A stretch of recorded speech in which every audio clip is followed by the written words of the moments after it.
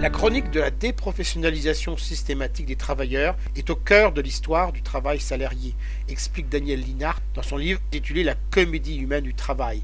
Le management a toujours cherché à déposséder les professionnels de leur expérience, à limiter le plus possible leur capacité à peser sur l'activité et à réduire leur maîtrise du processus de travail, avec le même objectif, contraindre les salariés à se plier aux normes les plus rentables du point de vue de l'employeur. Hier, le taylorisme avait réussi à découper le travail en tâches élémentaires, à le vider de toute prise d'initiative et dimension cognitive.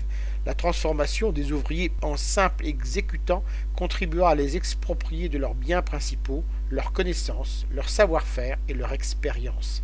À cette déshumanisation passée répond la surhumanisation d'aujourd'hui.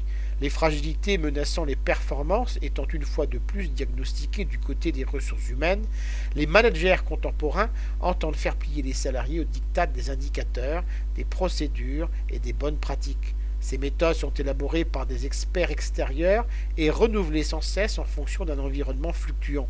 La professionnalisation n'est plus un atout, mais c'est un obstacle. Le salarié doit être le relais fiable de la rationalité économique, standardisation, flexibilité, disponibilité, individualisation, mise en concurrence. La souffrance au travail tient en partie au broyage des repères et à la déstabilisation des ancrages acquis par les collectifs. C'est clandestinement que les salariés prennent des initiatives, tentent de recréer du sens à leur activité et se placent à distance du travail prescrit en s'éloignant de la norme, du règlement et de la consigne, meilleure garantie pour préserver l'adaptabilité de leurs tâches. Je rappelle le titre de l'ouvrage, La comédie humaine du travail.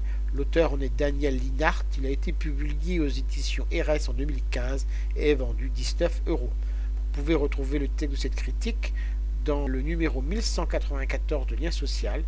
Il est consultable sur le site du journal www.lien-social.com.